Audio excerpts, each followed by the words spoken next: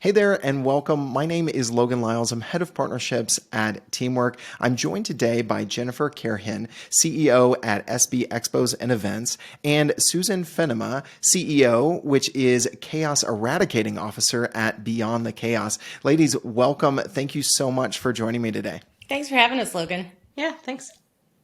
Awesome. We're going to be talking about SB Expos and Events and Beyond the Chaos, and really the story of the engagement there between these two organizations and Teamwork as a tool that has allowed SB Expos and Events to achieve some great outcomes. But to set the stage, Jennifer, let's start with you. Tell us a little bit about yourself and your company to give us a little bit of context, and then we'll get into this story of really mutual success and the win-win-win when these three companies were able to come together. But let's start with yours for context. Sure. Thanks, Logan. So SB Expos and Events is a convention management, trade show sales and management company that works with association conventions. We deal with national conventions all across, I know the U.S. because I know that Teamwork's not based in the U.S., but all across the U.S. And now we're starting to get into Europe. We were founded in 2009. And we offer a full range of services to help associations either sell and manage their trade show or manage their actual full convention of education services, registration, the whole bit. I love it. You guys are expanding from the U.S. to Europe. Yeah, we did our Teamwork first is kind of show in going Europe in Dublin last year.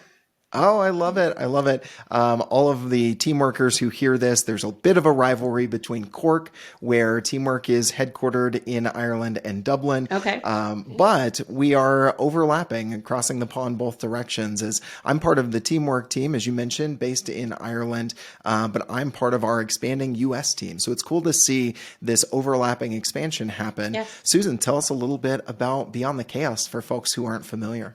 Beyond the Chaos is a company that helps small business owners get out of the day-to-day of their business operations. We do that by helping them assess the right software needs, by helping them create process around their operations, and then helping them implement all of that. So we do more than just consulting. We actually do the work as well. And we're a Teamwork partner since, I think, 2017. Yes, one of today our most active partners and one of our most long-standing partners in the Teamwork Partner Program as well. So, Susan, it's phenomenal to be on the mic with you again. We've created content together. We've collaborated on a lot of situations. And speaking of collaboration, let's talk a little bit. Susan, maybe you want to lead into it. How did you and Jennifer and her team initially connect? How did it begin? Where did this story really start? So I believe Jennifer found us on the Teamwork website. I did, absolutely.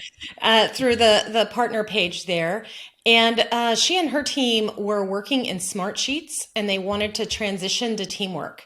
And this was in October of 2020. So right after all of the COVID mess, and she was starting to do some virtual events because the in-person had kind of gotten messed up.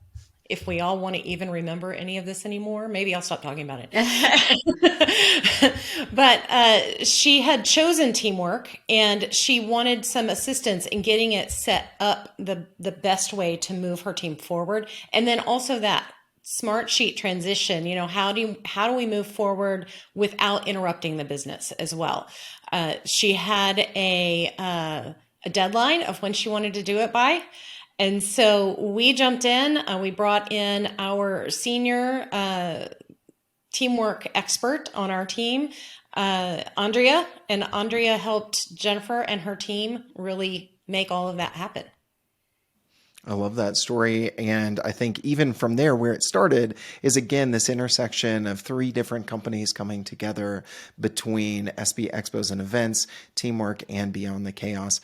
Jennifer, Susan mentioned a little bit about some of the tools you guys were using before selecting Teamwork. And I want to talk a little bit about some of the challenges you were facing, how those challenges were solved between Beyond the Chaos's consulting and your adoption adoption of teamwork, but I'm curious, just connecting project management and your other tools in the business, what are some of the things for folks to paint a picture in their minds of how does that play a role in what you're doing and what you deliver to your clients? So you mentioned working with national conventions, those sorts of things. Where does project management kind of fit into the business and what you're delivering for your clients? And then we'll get into kind of the transition there from one tool to another. Absolutely, Logan.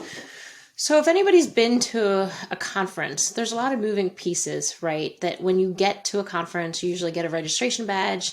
Then you come in, you listen to some amazing speakers, and oftentimes there's an exhibit hall. You walk into the exhibit hall.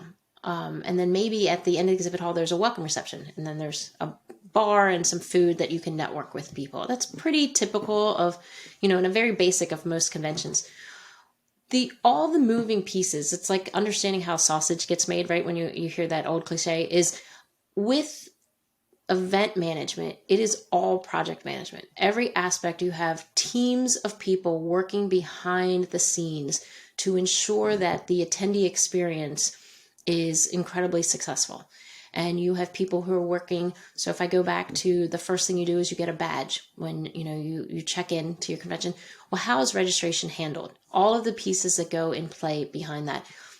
To understand that you could have 1,000 Excel spreadsheets, but you have multiple people touching that. So an AV company has to provide the hardware. You have the registration software. You have the people that are actually the customer service for registration. You have the financials. All of that, if you had one Excel spreadsheet that's updated by all of them at the same time, would never work, right? So event management at its core is project management at its very simplistic aspect of what it's doing. And then as you move into some other components, into, let's say we're in the exhibit hall and we are having a beer and eating some crackers and cheese and networking with vendors, right? Well, how does the food get ordered? What's the menus decided? What's the budget? How are the all the exhibits laid out in terms of when people are supposed to get there, what time's the reception, the timing? Again, all of that is event management at its core is project management. Understanding of milestones, understanding of the different people that are involved, whether it's the catering, the chef that's at the convention, or the people on our side choosing the menus. So for us, we always knew that event management was project management.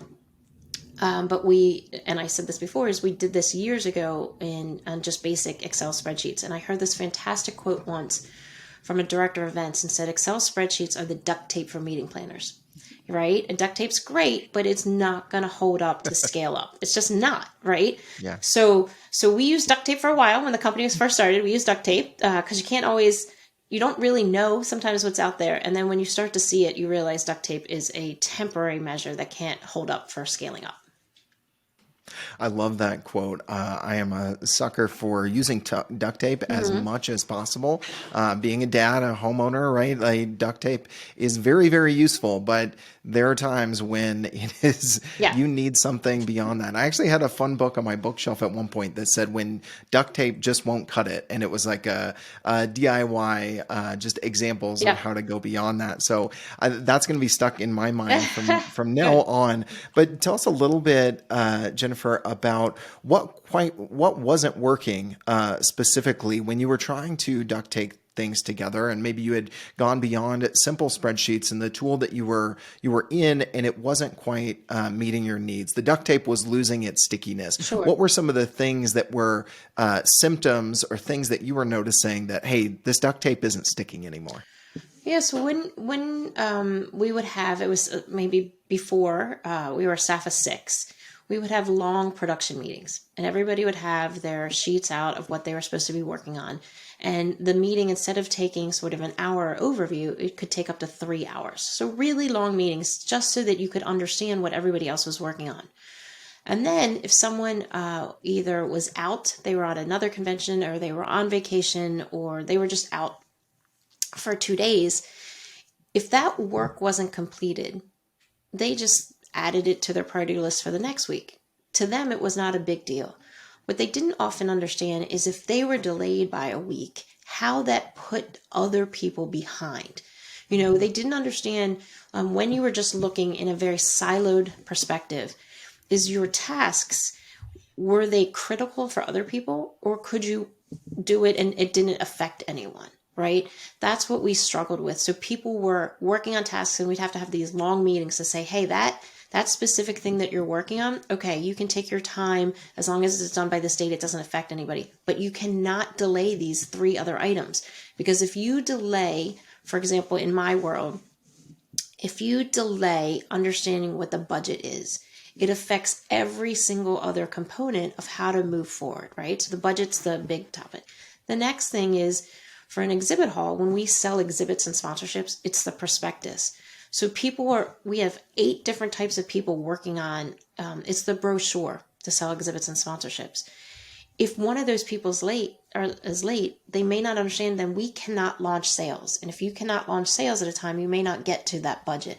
So that was our trickiest aspect, is people were doing really good jobs in their siloed area. And then meetings were killing us, because you'd have to have really long meetings to explain what was going on. And then people did not understand what was a critical aspect to their job that affected other people, and what could just be done on the side.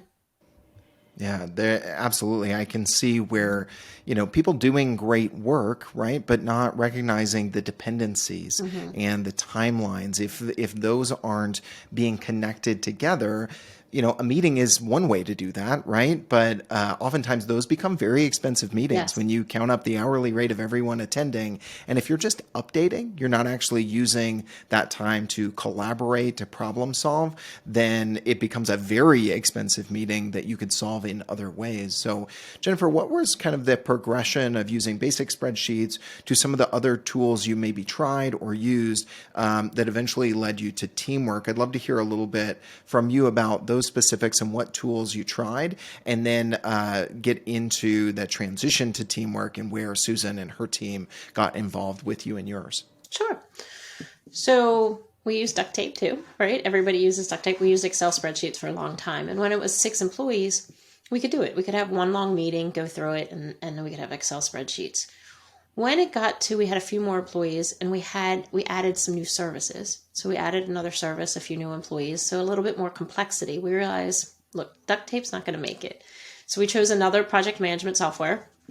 And that was okay for the beginning, but we started to notice some big issues. Is one, you couldn't have an overview. It was just all very individual tasks. So from a management standpoint, I struggled. Let's say we're now at about 9 employees. I really struggled to get a big overview of what was happening. I'd have to dive deep into each individual task, which wasn't a good, usage of my time. And this is when you were on Smartsheet. It was. I wasn't sure if I should name the company. No, that's fine. Okay. That's fine.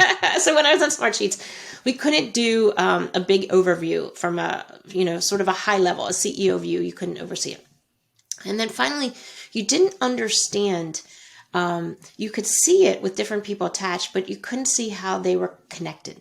You couldn't understand that this task had to be launched on, let's say, May 1st, had 5 other things behind it that 5 other people were involved on. You just couldn't see that overview, and then you couldn't see the dependencies and the critical path for it. So I thought, okay, this isn't going to work.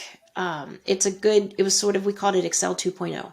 It was good, stronger, Gorilla duct tape then. It wasn't the basic duct tape, It was Gorilla duct tape, but it wasn't going to help us scale. And to give you a perspective, so when we first switched to Smartsheets, we were probably at 6 or 7 employees. We're now at 27.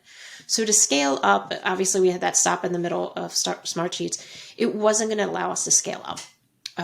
It was a good sort of jumping off point to get out of Excel, but it wasn't getting to the next level. How we got to teamwork is because a colleague I know that I respected very well, she had used teamwork, and she had used it from a client had chosen it. But she was using it, I don't think in the way I wanted to use it. She wasn't using milestones. She'd gone straight from Excel spreadsheets to teamwork and just sort of inputted all the tasks. And they had not hired a consultant. And I said, look, if I'm going to invest and change the entire company to use a project management software that is robust and allows me an overview, I don't want to take the wrong steps first. I don't want to go half in. I'm ready to take the investment. I'm going to go all in. And to me, the reason to switch to teamwork was the concept of milestones, was the concept of the dashboards, which I have to say we're still not great on some of the dashboards, right? But the interconnectivity, really that milestones page was the reason I chose teamwork. And so I said, okay, what am I going to do now, right? I can't do this. I understand project management, but I don't have any knowledge of the software. I have someone who knows it, but she's not using it to the extent that it should be used. What do I do? Yeah, so it seems like, what I hear you saying there, Jennifer, you needed an overview of the business because you have more people, more things going on, more complexity. And in that complexity, you need to not only be able to see the dependencies, but avoid some of those long meetings by giving the whole team transparency there. And then really, hey, if we're going to commit to scaling and invest in a tool that's going to help us do that, we want an expert who can help us along the way, which is where Susan and her team came in. Susan, you had a different perspective, another set of eyes, you and Andrea and the team. Anything you would add to the journey there, kind of what you saw when you guys rolled up your sleeves, dove in and saw what Jennifer and her team were doing, and then trying to accomplish more efficiently, more productively, more profitably in teamwork at this point when they engaged you and your team at Beyond the Chaos? Well, one of the beauties of working with Jen and her team is they are buttoned up. They are organized, they are structured, they get project management, and we just heard all of the ways she mentioned why. And so the commitment to the change really helped us in being able to collect information from the team and put together something that was going to work for them to push them forward. Because we knew she had scaling in mind, we could advise on, okay, that might work today, but let's look at the bigger picture and let's make some modifications so that you can keep growing into it. Being able to have people who got process, who had a structure already, was actually something somewhat new for us. We didn't usually work with people that were that buttoned up. So a welcome exception, huh? Right. It was kind of fun to be able to elevate everything up to a higher level instead of starting at a base level.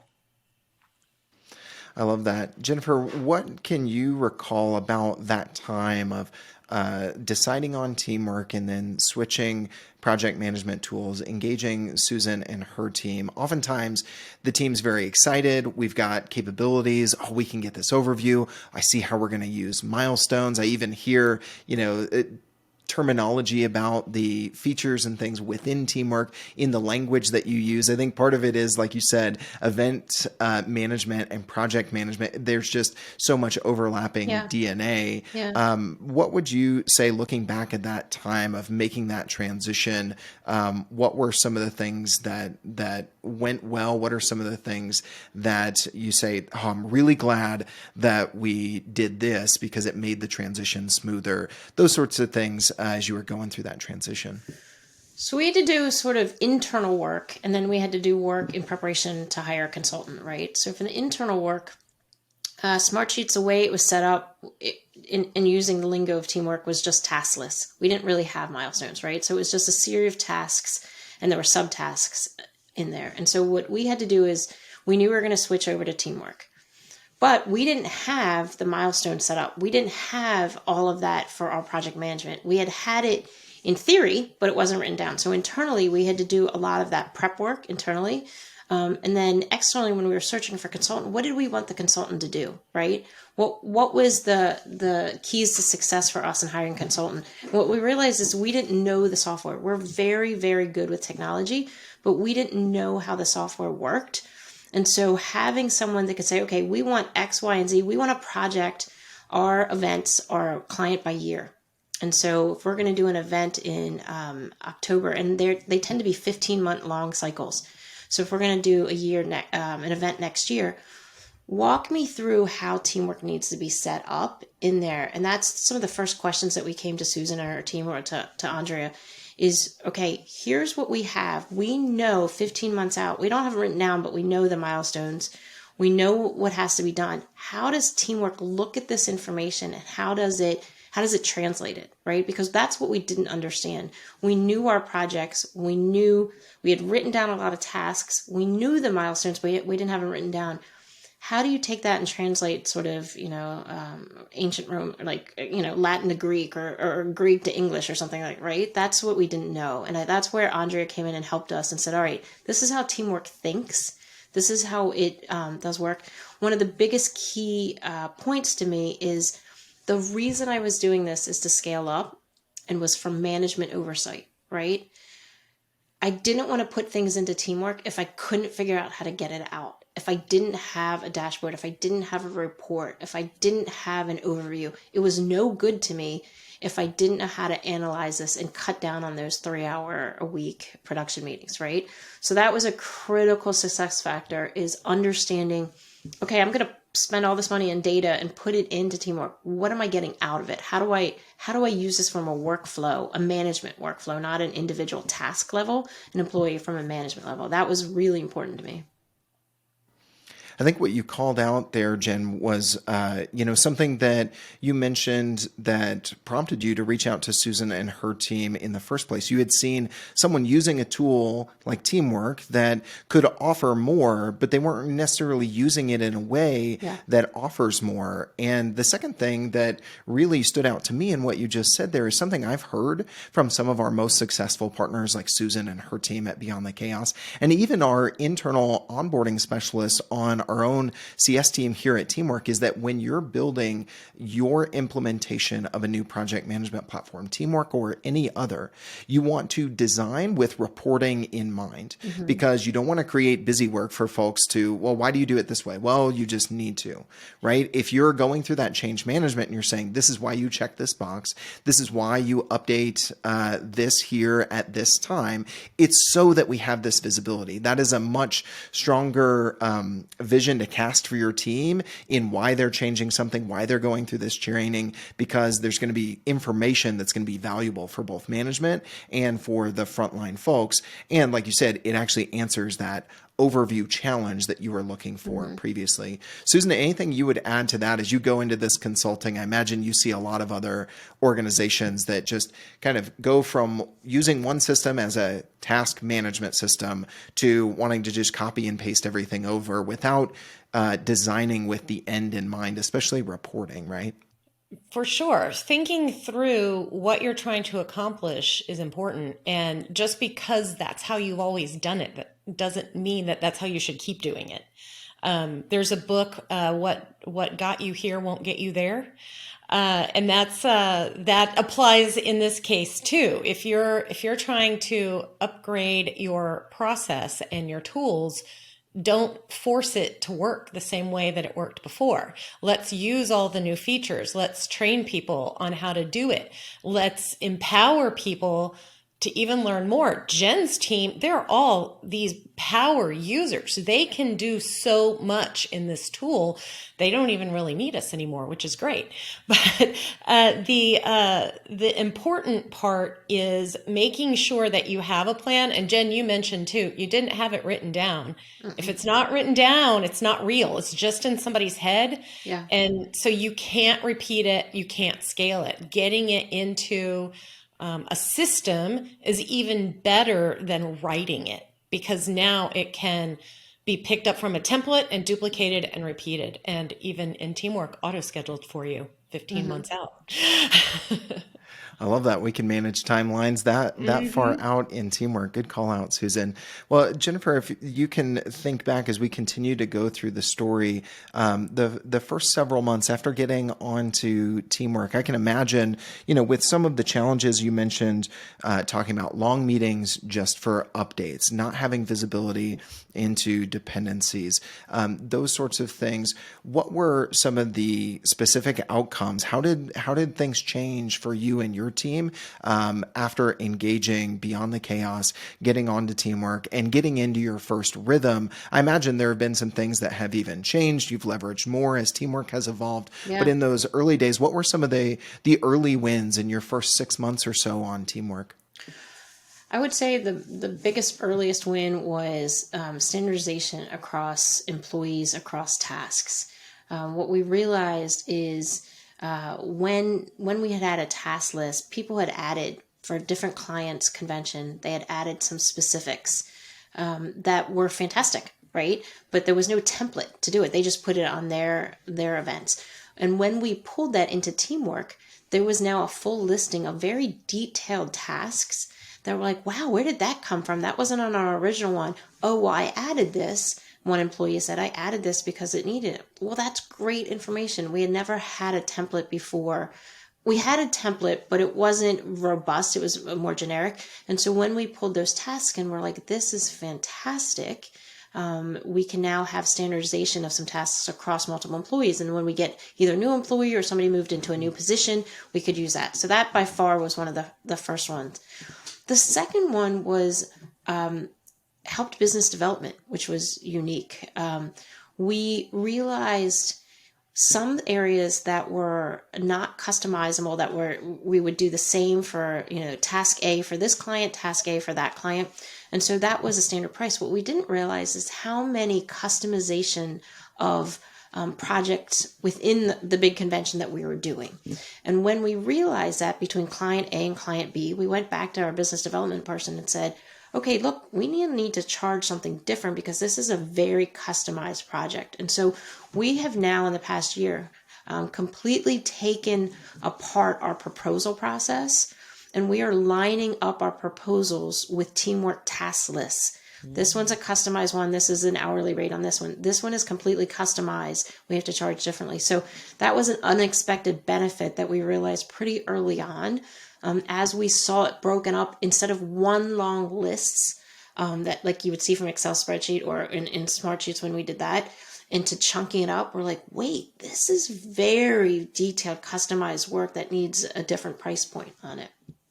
I think that's really interesting. Yeah. Oh, go No, ahead. go then, ahead. Jen. Logan, go ahead. Ask me on that. I was going to say, so often people think about the value of a project management platform like Teamwork being in client service and delivery and operations. They don't think necessarily about the impact on sales and business development, which does have equal parts input on the profitability of the business and therefore your ability to scale. Yeah, absolutely. Right. Our COO in my time at an agency always said, we've got two levers. We can make more or we can spend less. Yeah. Right. We can pull on both of those levers at the same time, or we can find one that gives us leverage on one side more than the other. Anything quantifiable you could share then, Jen, with us on what you saw of your average deal size maybe going up, or your profit margins on clients the next couple of quarters based on that change? You got some insight and, hey, we're not charging enough for this. And now we need to delineate these standard versus custom services. And that changed the way that you were presenting the pricing and proposals to your customers, right? Off the cuff, Logan, I don't know if I can come up with any standard, except I'll give you an anecdote for one project. A client asked us to add on a small project within a project, right? And normally we would change orders. Everybody has change orders. We would have done a change order and we would have said, okay, it's about 8 tasks worth. Like I'm talking in the teamwork language, we'll do X dollars. But when we broke it out into a whole separate project within it, we really went through every task of what had to be done.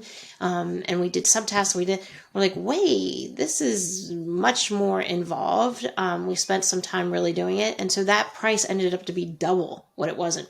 Now, it was a small amount. It was a chunk. I mean, I think we went from 3,000 to 6,000 because it was a small, tiny change order, but still it was, it gave us a much firmer understanding of the work involved. And then we could put it as a change order. They accepted it, and we could put it underneath the bigger project. And then we had this, sort of detailed out for the future, right? Because we made a template task list. So I don't know on the broader scale, especially at the higher dollars. I wouldn't say it doubled, right? That's too high. But in that specific project, from sort of off the cuff, I can tell you, yeah, it was incredibly successful. We are transforming, and I'm getting ahead of myself, but now these days, now we've been in Teamwork a couple of years, business development based on how we broke up the work in Teamwork. I love that. Just even though it's an anecdote, it drives home that point that we were talking about just a second ago, is that your use of Teamwork is impacting other parts of the business other than just simply operations. And hey, it's nice to find an extra $3,000 there for work that you were going to do anyway. Susan, anything you remember from that time that you want to add in here about this interplay between client service delivery and the sales side, and what you guys were involved with in helping Jen and her team roll out? I don't know if we helped Jen that much with that part. I think they discovered that. Their team is so on it that being able to pick up stuff like that is, it's part of what makes Jen such a great business owner too, is being able to see that, and being able to measure that stuff in Teamwork really pulls that out. It changes the business dramatically when you learn that you're not charging enough, or you're not setting client expectations, even of making sure that they know that if you ask for this, it's more. This is what you get. If you want this, you're asking for more, so you have to pay more. It's a lot easier to have that scope conversation with a client when it's right in front of you.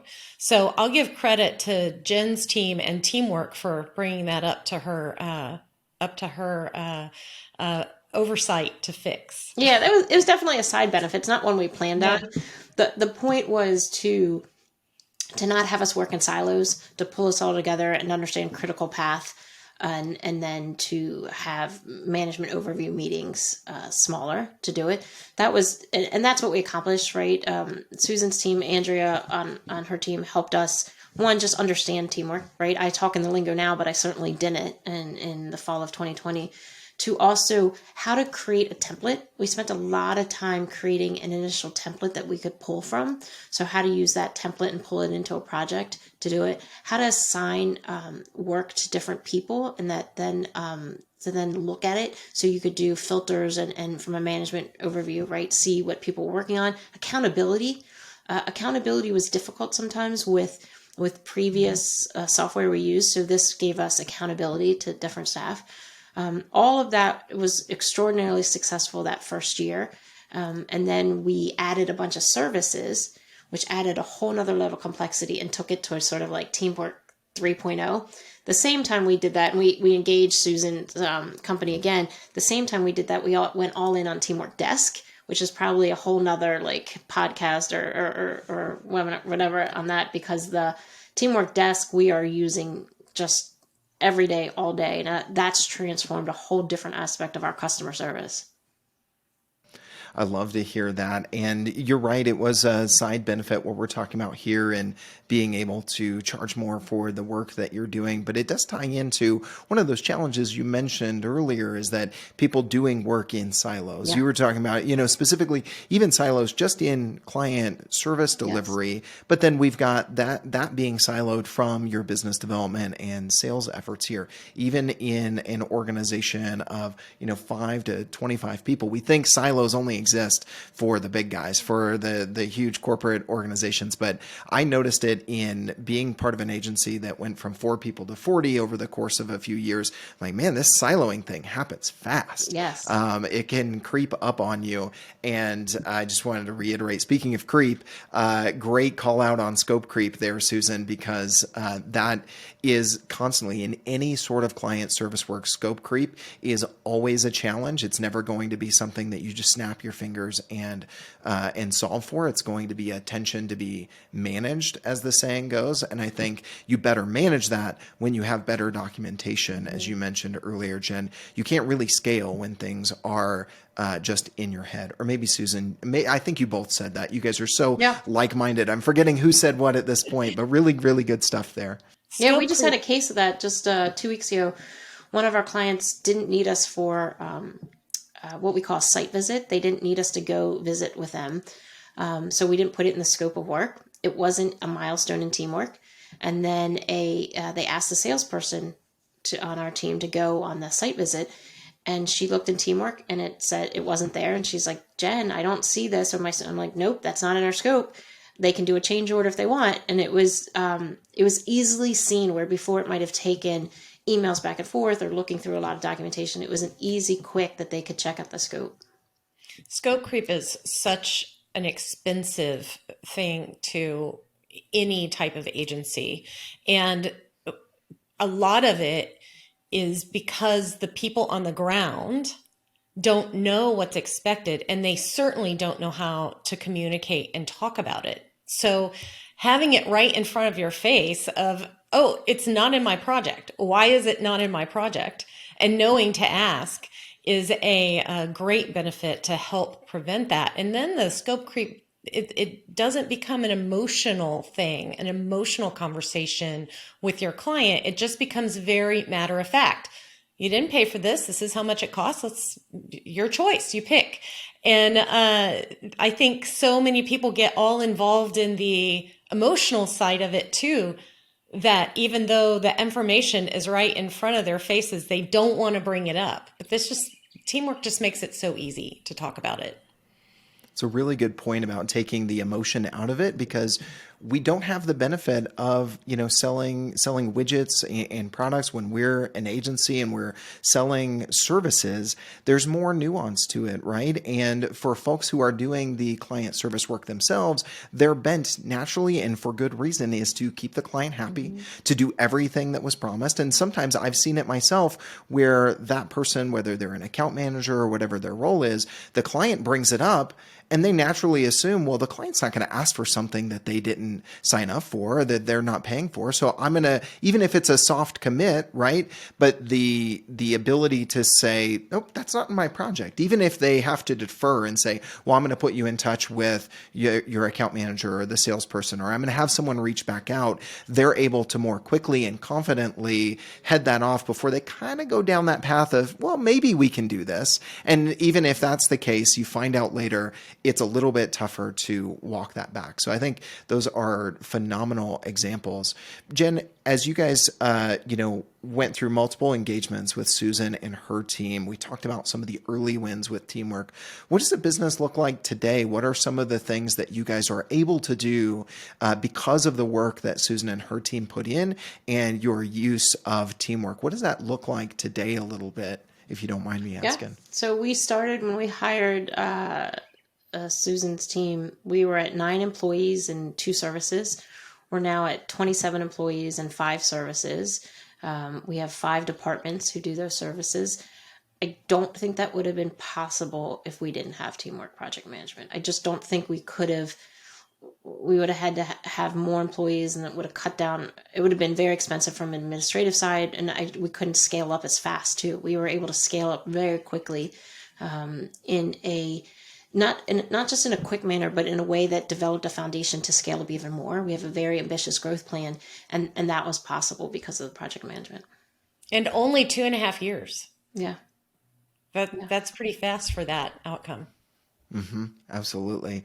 Well, as we wrap up today, I want to give you, Jen, a chance to offer a little bit of advice to someone else who might be listening to this. Maybe they're considering a change to their project management platform. Maybe they're an existing teamwork customer and they've thought about, should I engage an expert, a solution partner like Susan and her team at Beyond the Chaos? What do you think would be some of the top takeaways you would offer to someone listening to this who's either considering a change or looking for someone to engage as a consultant to figure out how did they take the next steps in scaling their agency? Well, the first step is when you want to switch to any project management system, it becomes fearful because it looks so overwhelming, right? It's impossible, in my opinion, in professional services to scale up without a project management system now. When I look back, Susan, thank you for the compliment. Yeah, I don't think we could have scaled up as fast or as successfully without it.